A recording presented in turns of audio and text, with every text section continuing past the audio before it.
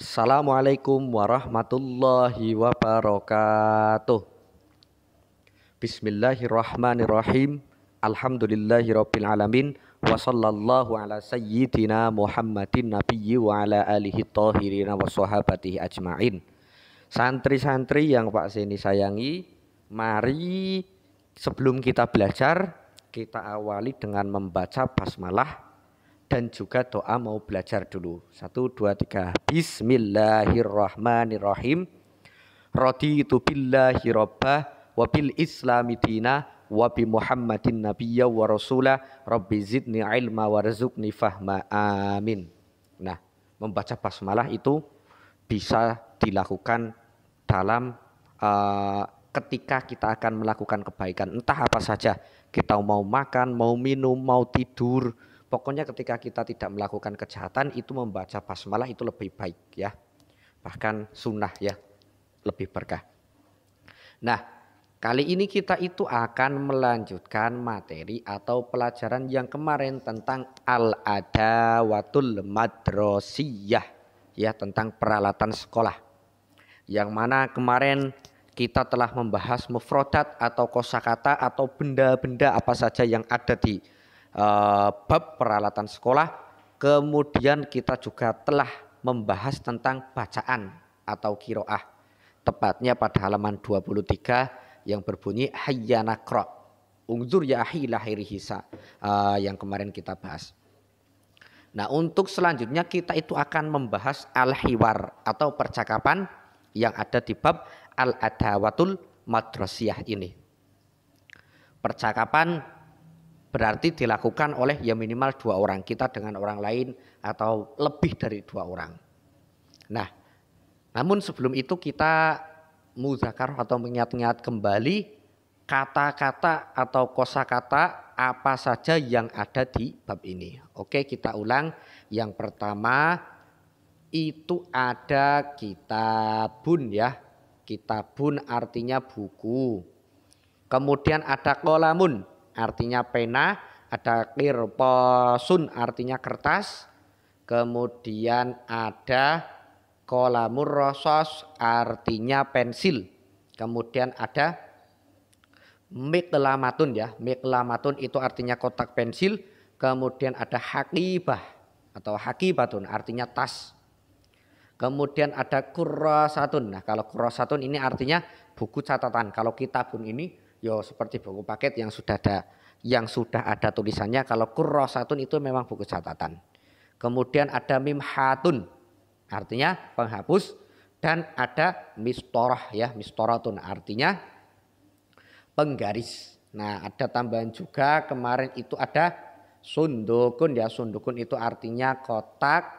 Kemudian ada mibratun. Mibratun itu artinya yang buat apa namanya itu, yang buat rautan. Oke, kita sekarang beranjak ke al-hiwar. Al-hiwar atau percakapan. Kalian buka halaman 24. Jangan lupa juga siapkan pena ataupun pensil kalian ya untuk menulis arti atau hal-hal yang penting yang perlu dicatat agar kita nanti ketika kita lupa itu kita mudah mencarinya kembali, seperti itu. Yang pertama Pak Zeni bacakan dulu. Mahaza ya Salim. Dijawab haza kitabun. Kemudian mahaza ya Jamilah, haza qalamun. Pokoknya kali ini al-hiwarnya cuma mahaza, haza atau mahazihi, hazihi, titik-titik. Nah, seperti itu. Kita artikan ya, mahaza. Ma artinya itu apa? Nah, ini diingat-ingat. Ma artinya apa? Kemudian kalau haza atau hazihi, haza atau hazihi itu artinya ini.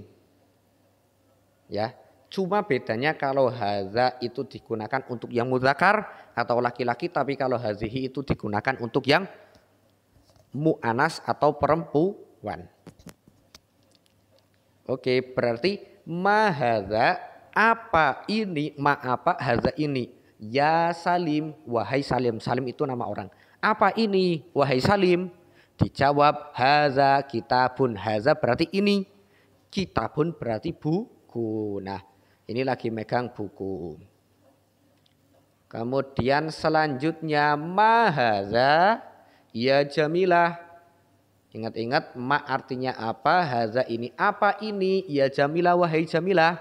Sama Jamilah dijawab haza kolam, haza ini kolamun pena, ini pena. Nah gambarnya ya. Kemudian sama Ja'far. Wa ma haza, wa itu biasanya artinya itu dan. Seringnya itu diartikan dan. Wa ma hadza, dan apa ini, ya Ja'far wahai Ja'far. Wa ma, dan apa, hadza ini ya Ja'far wahai Ja'far.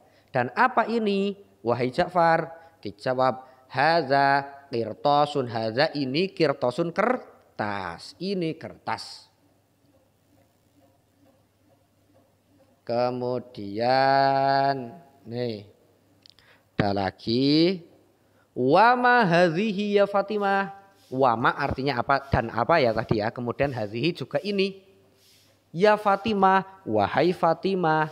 Dijawab hazihi haqibah. Hazihi ini haqibatun, itu tas. Kok makainya hada? Kok makainya hazihi bukan haza? Karena haqibah itu dianggap sebagai mu'anas. Kok dianggap sebagai mu'anas? Iya, karena ada ciri-cirinya mu'anas. Apa ciri-cirinya? Ini ada tamar butohnya. Nah, haqibatun, tun itu di situ, tun itu disebut tamar butoh, ya. Tak yang sebagai tanda kalau kalimat itu mu'anas. Makanya memakainya hazihi. Wa ma hazi ya Fatimah, dan apa ini wahai Fatimah? Hazi haqibah, ini tas. Kemudian nih. Sebentar. Wa ma hadhihi ya Jamal, dan apa ini wahai Jamal? Dijawab hadhihi kurrasah.